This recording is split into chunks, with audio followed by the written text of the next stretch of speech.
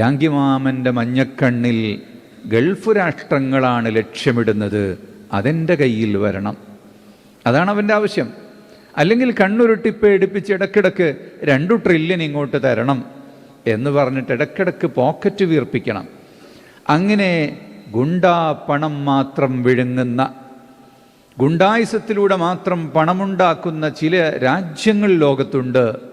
അത്തരം ആളുകളാണ് ഇത്തരം വേണ്ടാവൃത്തികൾക്കെല്ലാം പിന്നിലുള്ളത്. അല്ലാതെ വേറെ എന്തെങ്കിലും കാരണങ്ങളുണ്ടായിട്ടല്ല. കാരണങ്ങളില്ലാത്തത് പറഞ്ഞുണ്ടാക്കുകയാണ്. പറഞ്ഞുണ്ടാക്കിയിട്ട് പണ്ടൊരു രാജ്യത്തെ കീഴടക്കാൻ വേണ്ടി പോയി ആ നാട് മുഴുവനും നശിപ്പിച്ചു. അതിനുശേഷം പറയുകയാണ് അതൊരു മിസ്റ്റേക്കായിരുന്നു എന്ന്. അങ്ങനെ ഇല്ലാത്ത കാരണങ്ങൾ പറഞ്ഞുകൊണ്ട് രാജ്യം ആരുടേതുമാവട്ടെ, ആ നാട്ടുകാരുടെ വിശ്വാസം പിഴച്ചതോ അല്ലെങ്കിൽ ഏതെങ്കിലും ആവട്ടെ, ഓരോ രാജ്യത്തിനും ഇവിടെ ലോകത്തെല്ലാവർക്കും ഒരു സ്വാതന്ത്ര്യമുണ്ട്. പിഴച്ച വിശ്വാസക്കാരായാലും അല്ലെങ്കിൽ മറ്റേതെങ്കിലും മാർഗത്തിലുള്ളവരായാലും വിവിധ ചിന്താഗതികളുള്ളവരായാലും മറ്റുള്ളവൻ്റെ അതിർത്തിയിലേക്ക് കടന്നു കയറുക എന്ന് പറയുന്നത് അതിക്രമം തന്നെയാണ്. അതിനോട് ആർക്കും സന്ധിയാകാൻ കഴിയില്ല. അതിനോട് വിരാജിച്ചേ പറ്റുകയുള്ളൂ, അതിനോട് പ്രതിഷേധിച്ചേ പറ്റുകയുള്ളൂ. പക്ഷേ നമുക്ക് വേറെ ഒന്നും ചെയ്യാനില്ല. നാം ആയുധമേന്താൻ പോകുന്നില്ല, നാം മറ്റേതെങ്കിലും നടപടികളിലേക്ക് പോകുന്നില്ല. നാം കൈയുയർത്തുന്നത് അള്ളാഹുവിലേക്കാണ്. അള്ളാഹുവിലേക്ക് കൈയുയർത്തിക്കൊണ്ട് നമ്മൾ പ്രാർത്ഥിക്കുന്നു. തീർച്ചയായും അള്ളാഹു നമുക്ക് ഉത്തരം ചെയ്യും. ഒരു രാജ്യത്തിൻ്റെ നിലനിൽപ്പിനെ തന്നെ ചോദ്യം ചെയ്യുന്നൊരു ഘട്ടം വരുമ്പോൾ അവിടെ മാത്രം പ്രയോഗിക്കുന്ന ഒന്നാണ് യഥാർത്ഥത്തിൽ ഇസ്ലാമിൻ്റെ കാഴ്ചപ്പാടിൽ യുദ്ധം എന്ന് പറയുന്നത്. ഇസ്ലാം പ്രചാരണം തുടങ്ങിയിട്ട് 15 വർഷം കഴിഞ്ഞതിന് ശേഷമാണ് ബദറുണ്ടാകുന്നത്. ബദറിൻ്റെ ചരിത്രം നേരത്തെ നിങ്ങൾ കേട്ടു. പേര് യുദ്ധം എന്നാണെങ്കിലും വളരെ ലഘുവായ രീതിയിൽ എങ്ങനെ പ്രശ്നങ്ങൾ അവസാനിപ്പിക്കാം എന്നതിൻ്റെ ഏറ്റവും വലിയ അടയാളമായിരുന്നു ബദറിൽ. ഇന്ന് ലോകത്ത് നടക്കുന്നതൊന്നും ജിഹാദല്ല, അതൊക്കെ ജിയോ പൊളിറ്റിക്സിൻ്റെ ഭാഗമാണ്. ഭൂവിസ്തൃതി വികസിപ്പിക്കുക, സമ്പത്ത് കൈയടക്കുക, എണ്ണ സമ്പത്ത്, ഡോളർ സമ്പത്ത്, തേക്കിൻ്റെയും അതുപോലെ സുഗന്ധവ്യഞ്ജനങ്ങളുടെയും അങ്ങനെയുള്ള ഒരു നാട്ടിലുള്ള സമ്പത്ത് കൊള്ളയടിക്കാൻ വേണ്ടി അതിനുവേണ്ടി നടക്കുന്ന യുദ്ധങ്ങളാണ് ഇന്ന് ലോകത്ത് നടക്കുന്ന യുദ്ധങ്ങളെല്ലാം. സാമ്പത്തിക ലാഭവും അധികാരവുമാണ് ആ യുദ്ധങ്ങളെയൊക്കെ നയിക്കുന്നത്. അതുകൊണ്ട് മനുഷ്യൻ്റെ ജീവന് വില കൊടുക്കുന്നില്ല. ഒരൊറ്റ ബോംബങ്ങ് വീണ 1000 ആൾ മരിച്ചു. അത് പ്രശ്നമല്ല. അധികാരം പിടിച്ചെടുക്കണം, പണം കയ്യിലാക്കണം, ഈ ഒരു ചിന്ത മാത്രമാണുള്ളത്. ഖാദിസിയ യുദ്ധവേളയിൽ നമുക്കറിയാം ഇസ്ലാമിക സൈന്യം പറഞ്ഞിട്ടുള്ളത് ആശയപ്രചാരണത്തിനുള്ള സ്വാതന്ത്ര്യമുണ്ടെങ്കിൽ യുദ്ധം വേണ്ട എന്നാണ്. ആശയ സ്വാതന്ത്ര്യം നമ്മുടെ ഭരണഘടനയിലൊക്കെ കൊടുത്തൊരു സ്വാതന്ത്ര്യമുണ്ട്. അഭിപ്രായ സ്വാതന്ത്ര്യം, ആശയപ്രചാരണത്തിനുള്ള സ്വാതന്ത്ര്യം. ആ സ്വാതന്ത്ര്യത്തിന് വേണ്ടിയുള്ള ഒരു പോരാട്ടം മാത്രമാണ് നടത്തിയത്. അതിന് യുദ്ധമില്ലാതെ സമ്മതം തരുന്നുവെങ്കിൽ പിന്നെ അവിടെ യുദ്ധം ഇല്ല എന്നാണ്.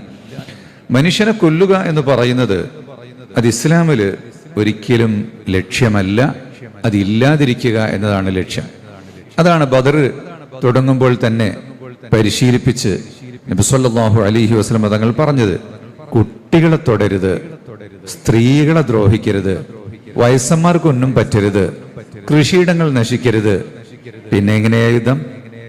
അപ്പൊ ഇതൊന്നും ഇല്ലാതെ പോരാട്ടത്തിന് വേണ്ടി ഇറങ്ങുന്നവരെ മാത്രം ലക്ഷ്യം വെച്ച് ഇറങ്ങുക, ഒരാൾ ഇറങ്ങിയാൽ ഒരാൾ ഇറങ്ങുക, അങ്ങനെയുള്ളൊരു പോരാട്ടം. ക്യൂ ആയി നിൽക്കുക, വാൾ ഉറയിൽ തന്നെ ഇട്ടുവെക്കുക, ഒരിക്കലും വാൾ ഊരരുത്. ഞാൻ പറഞ്ഞാൽ മാത്രം വാൾ ഊരിയാൽ മതി.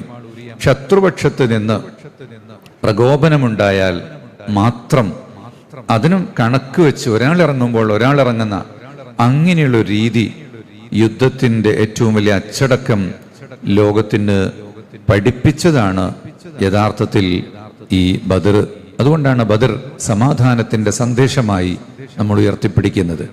ബദർ സമാധാനത്തിൻ്റെ സന്ദേശമാണ്. ഇവിടെ ഒരു രാജ്യം അതിൻ്റെ സംരക്ഷണത്തിനു വേണ്ടി തയ്യാറെടുത്ത് പ്രതിരോധങ്ങൾക്ക് വേണ്ടിയുള്ള ഒരു സജ്ജമാകുന്നത് തെറ്റൊന്നുമല്ല. ഒമിർ റിബാത്തുൽ ഖൈൽ വിശുദ്ധ ഖുർആൻ ഓർമ്മപ്പെടുത്തിയിട്ടുണ്ട്. കുതിരകളെയും മറ്റും സമാഹരിച്ചും ആയുധങ്ങൾ തയ്യാറാക്കിയും പ്രതിരോധത്തിന് നിങ്ങൾ തയ്യാറായി നിൽക്കണം, അറ്റാക്ക് ഉണ്ടാകും എന്നതുകൊണ്ടാണ്. അതേസമയം പഴയകാലത്ത് നമ്മളൊക്കെ കത്തി ഉപയോഗിച്ചിരുന്നു. ഇപ്പോഴും കൃപാൺ എന്ന് പറഞ്ഞ സിഖുകാർക്ക് വലിയ വാളുണ്ട്, അതുമായാണ് അവർ നടക്കുന്നത്. ഒമാനികൾക്ക് ഖഞ്ചറുണ്ട്. ആയുധങ്ങൾ കൊണ്ടു നടക്കുക എന്നത് ഒരു മനുഷ്യ സംസ്കാരമായിരുന്നു, എല്ലാവർക്കും ഉണ്ടായിരുന്നു. ഒരു തോക്കും ഉണ്ടാകുമായിരുന്നു.